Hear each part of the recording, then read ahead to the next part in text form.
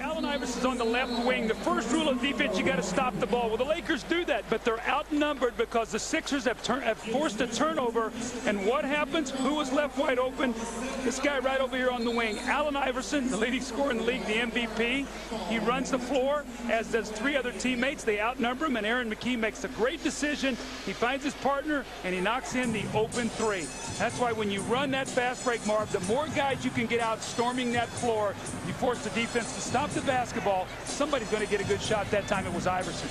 Allen Iverson, who yesterday celebrated his 26th birthday, day after his 48 points in 52 minutes, sixth highest scoring game in NBA Finals history.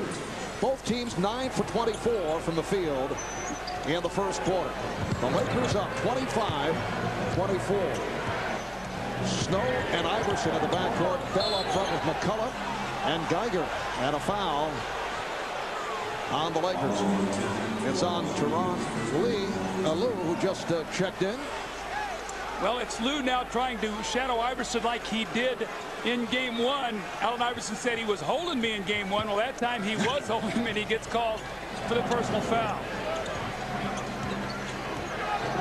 Ron Lou, one of the heroes for the Lakers in game number 1. What a move by Eric Snow, going high off glass for his first field goal.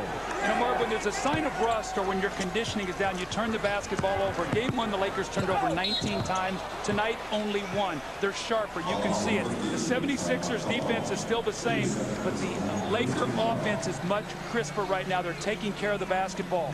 Todd McCullough picks up his second foul. Dikembe Mutombo sitting down after collecting his second late in the first quarter. Well, Larry Brown patched a front line together here with Mutombo getting the rest along with Hill. Nice jump hook by O'Neal.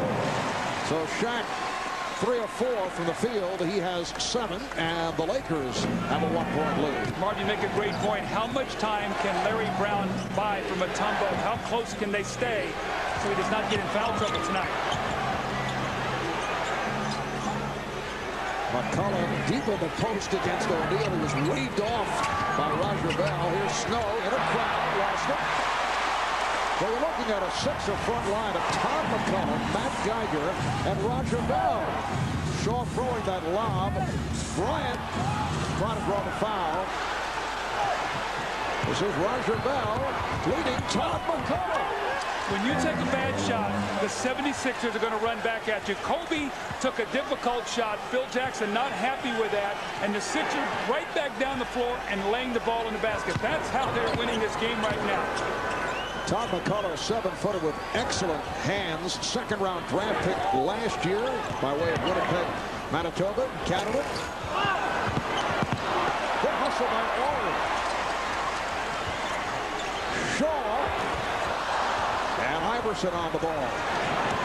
Iverson putting moves on Shaw, setting up the fadeaway. Allen Iverson with a gorgeous behind-the-back maneuver. He has 9 points, and you sense he is getting into it. He put on so many moves there, Brian Shaw couldn't even react.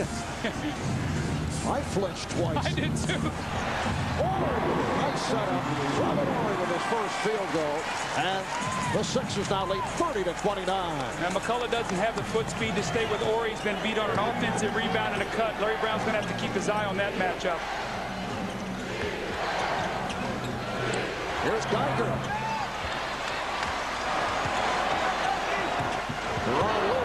For Kobe Bryant. O'Neal on the offensive glass. Little ball fake by Shaq.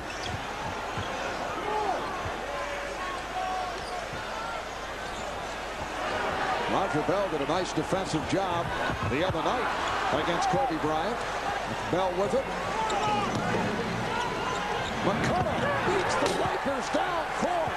You don't have to be fast to run on a fast break. That's 2 from McCullough. You just have to want to be able to run the floor. Sometimes you won't get it, but when you do, you deliver.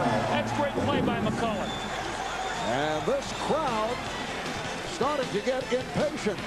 The Lakers are down by 3 after losing game 1 in overtime. And Marv, this is all that series of moves. Brian Shaw said, where is he?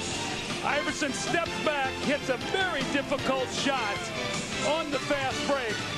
And then Todd McCullough, probably if you'd run a foot race, he might not be able to beat you or I, Marv, but you know what? Well, he's running the floor, and he's got 2 layups, and as a result, his team leads by 3.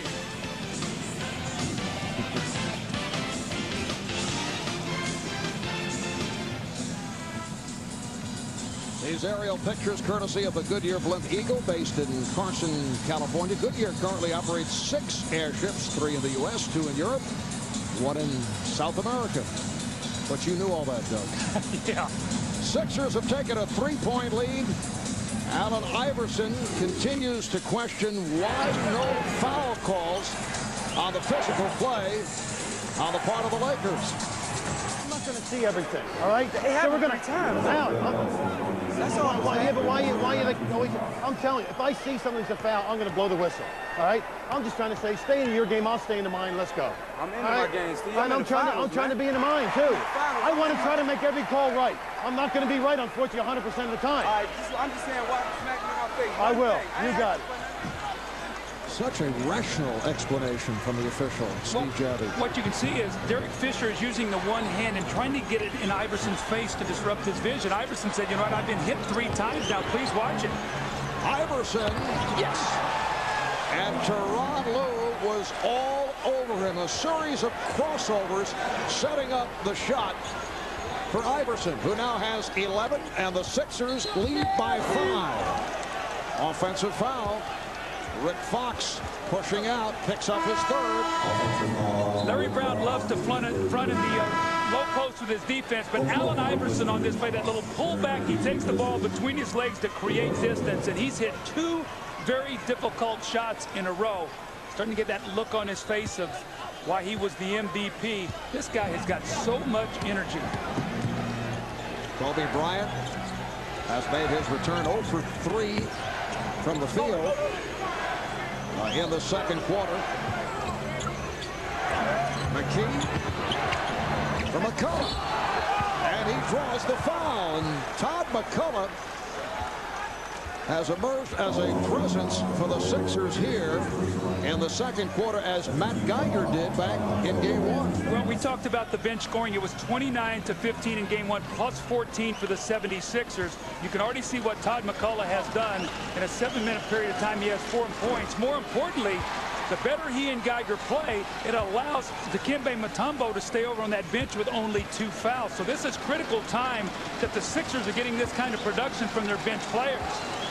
McCullough just a 64% free throw shooter during the regular season. Let's check in with Lewis Johnson. Lewis? All right, Marv, thanks. You know, we documented Aaron McKee's chip fracture in his ankle, but during the last time out, he had a heating pad on his left quadricep. I've been told by the trainers he has an actual strain. He's trying to play through it right now, but they're going to look at it again at halftime, and we'll follow up in the 3rd quarter. Marv? All right, Lewis. McKee remaining on the floor. Kevin Ollie has checked in for the first time, and the Sixers take a timeout off the pressure defense shown by the Lakers. 7:32 remaining, first half, and Philadelphia leads by 4.